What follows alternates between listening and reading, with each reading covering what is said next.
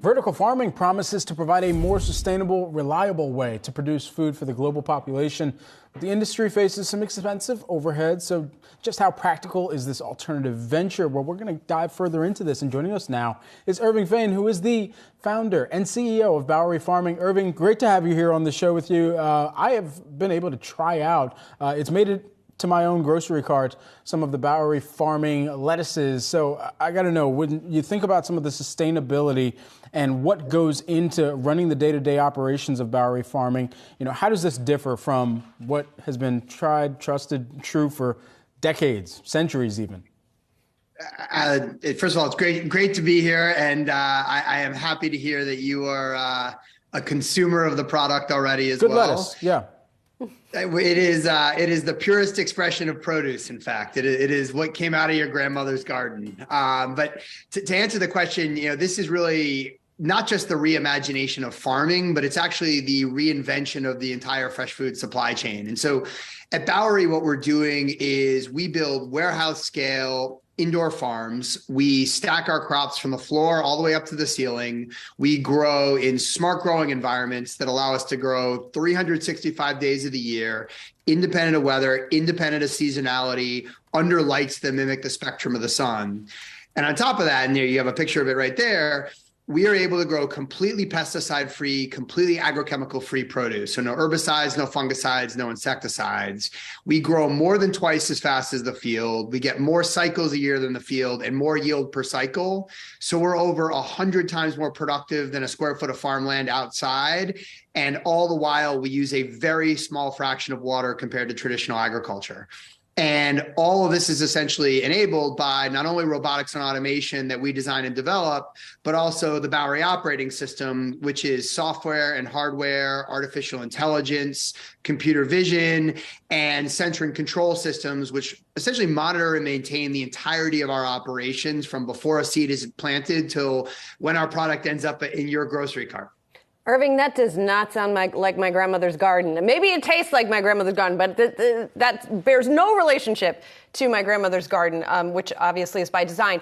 All of that also sounds very, very expensive. And I'm sure, as Bradley can attest, who has purchased your product at the store, it's costly for the consumer as well. So how does the cost work over time? When do you start to get that down? Well, so first of all, I think really important to know, we sell today at or below the cost of field-grown organic product. So we are comparative to and competitive to organic product that's coming out of the field. And the product that we're producing is a day to 2 days from when we harvest it to when it's delivered to the retailer, which means it is not only fresher, it lasts longer at our retail partners on the shelf. It lasts longer in Brad's or anyone else's refrigerator once it goes home. And it's also more nutritious because 50% of nutrition is lost from the time a product is harvested outside to when it actually eventually gets there. So you have a better product than the organic product at or below that price point. That's the first piece. The second piece is when you look at what we're building at Bowery, it actually is not comparable just to the outside field. It's actually the entirety of the supply chain. So we are taking out all of these different players along the way, all of the time, all of these steps that happen, and we are creating a safer supply chain, a simpler, a shorter supply chain, and we can provide much more surety of supply on top of the sustainability. So you change the entire cost structure because many of the middlemen and steps along the way now actually are completely, they go away. I guess, I don't know, maybe I'm shopping in different grocery stores, but I have not found that it is necessarily cost competitive. Like I can buy a organic head of romaine at Whole Foods for $3. I'm pretty sure Bowery, if I buy a box of lettuce, is more expensive than that, no? Well, so when you get in the packaged salad category, you usually see prices between $2.99 to $3.99. And that's exactly where Bowery plays, in that zone as well. So when you look at any of their packaged salad products, whether they're from outdoor agriculture, from other controlled environmental agriculture players, we sit right alongside that price point, and that $2.99 to $3.99 price point. So sometimes the loose leaf product, which you can find on the shelves, ends up being cheaper, but that's oftentimes lower quality product, lasts a shorter period of time as well.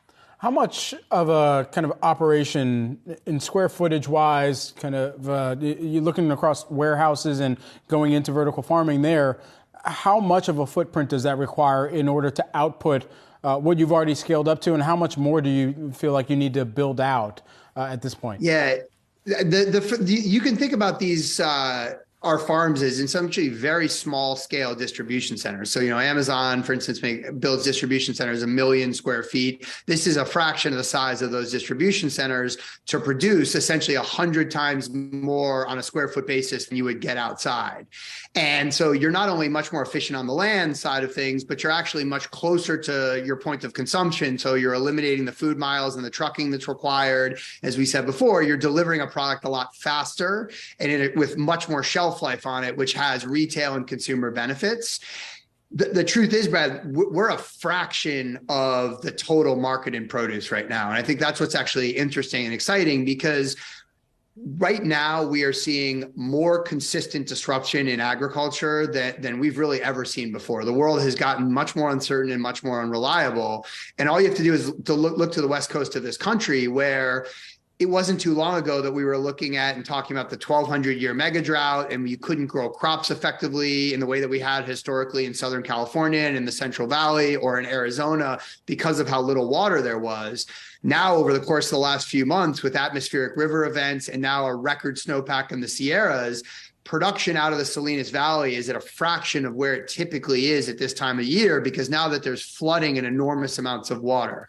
And you can see these types of changes not just happening in the United States, but everywhere around the world. So this isn't just important from a sustainability perspective. This is important from a surety of supply perspective, because the existing system that we have today is already proving that it is not going to be able to stand up to the increasing variability that's coming from climate change.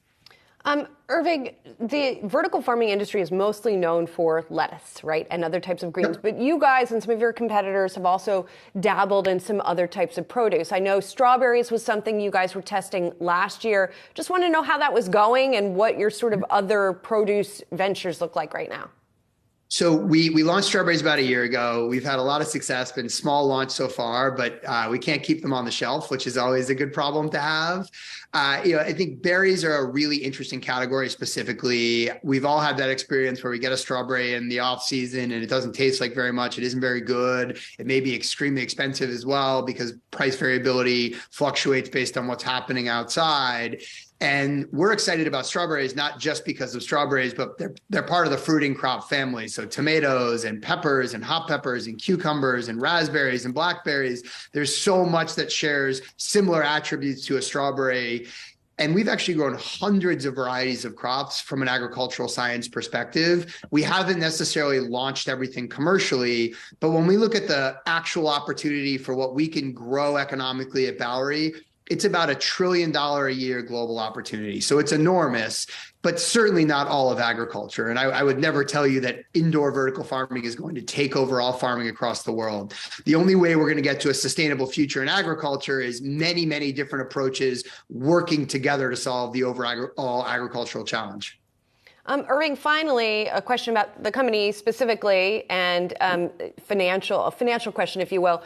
IPO plans at some point? I know it's not the best market necessarily generally, but just curious what your trajectory looks like on that front. Right now we're just continuing to focus. We're fortunate we've got great investors, great supporters, and we're a private company today that's allowed us to continue to grow and build effectively. And for right now, we're continuing to grow and focus on building the business. And certainly this can be a durable public company when the time is right.